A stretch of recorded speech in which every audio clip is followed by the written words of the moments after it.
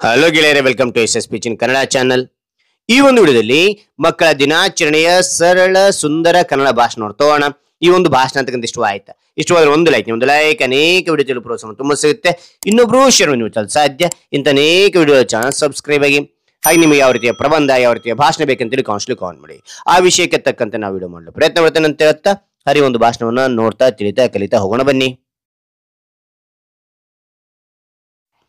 ಆದರ್ಶನೀಯ ಮುಖ್ಯೋಪಾಧ್ಯಾಯರೇ, ಅತಿಥಿಗಳೇ, ಪ್ರಿಯ ಸಹೋದ್ಯೋಗಿಗಳೇ ಮತ್ತು ನನ್ನ ಪ್ರೀತಿಯ ಮಕ್ಕಳೇ, ಇಂದು ನಾವು ಮಕ್ಕಳ ದಿನಾಚರಣೆಯನ್ನು ಆಚರಿಸುತ್ತಿದ್ದೇವೆ. ಈ ದಿನವು ನವೆಂಬರ್ 14ರಂದು ಬರುತ್ತದೆ. ಭಾರತದ ಮೊದಲ ಪ್ರಧಾನಿ ಪಂಡಿತ ಜವಾಹರಲಾಲ್ ನೆಹರು ಅವರ ಜನ್ಮದಿನ. ಅವರನ್ನು ಮಕ್ಕಳು ಚಾಚಾ ನೆಹರು ಎಂದು ಪ್ರೀತಿಯಿಂದ ಕರೆಯುತ್ತಿದ್ದರು. ಅವರು ಹೇಳಿದ್ದರು, ನನ್ನಲ್ಲಿ ದೊಡ್ಡವರಿಗೋಸ್ಕರ ಸಮಯವಿಲ್ಲದಿರಬಹುದು, ಆದರೆ ಮಕ್ಕಳಿಗಾಗಿ ನನ್ನ ಬಳಿ ಬಹಳಷ್ಟು ಸಮಯವಿದೆ. ಮಕ್ಕಳು ಕೇವಲ ಮುದ್ದಾದ ಮುಖಗಳಲ್ಲ, ಅವರು ನಾಳೆಯ ನಾಯಕರು, ವಿಜ್ಞಾನಿಗಳು, ಕಲಾವಿದರು, ಡಾಕ್ಟರು. ಅವರ ಕಲ್ಪನೆಯು ಆಕಾಶವನ್ನು ಮೀರುತ್ತದೆ, ಅವರ ನಗುವು ಜಗತ್ತನ್ನು ಬೆಳಗಿಸುತ್ತದೆ.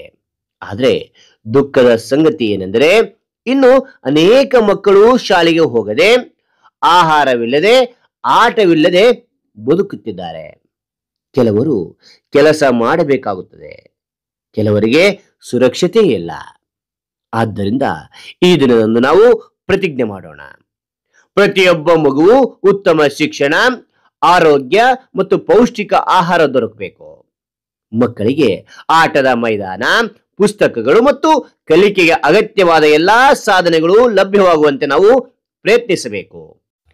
ನೀವು ಪುಟ್ಟ ಮಕ್ಕಳು, ನಿಮ್ಮ ಕನಸುಗಳನ್ನು ಎಂದಿಗೂ ಬಿಡಬೇಡಿ. ಓದಿ, ಕೇಳಿ, ಕಲಿಯಿರಿ, ಆಟವಾಡಿ. ನೀವು ಏನು ಬಯಸುತ್ತೀರೋ ಅದನ್ನು ಸಾಧಿಸಿ.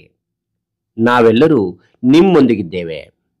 ಎಲ್ಲ ಮಕ್ಕಳಿಗೂ ಮಕ್ಕಳ ದಿನಾಚರಣೆಯ ಶುಭಾಶಯಗಳು ಕೋರುತ್ತಾ ನನ್ನ ಈ ಮಾತುಗಳನ್ನು ಮುಗಿಸುತ್ತೇನೆ.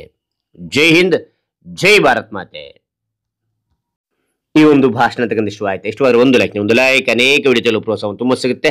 ಇನ್ನೊಬ್ರು ಶೇರ್ ನೀವು ಸಾಧ್ಯ ಇಂಥ ಅನೇಕ ವಿಡಿಯೋ ಚಾನಲ್ ಸಬ್ಸ್ಕ್ರೈಬ್ ಆಗಿ. ಮತ್ತೊಂದು ಹೊಸ ವಿಷಯದೊಂದಿಗೆ ಮತ್ತೊಂದು ಹೊಸ ವಿಡಿಯೋ ಭೇಟಿ ಆಗ್ತೇನೆ. Thank you for watching. Bye.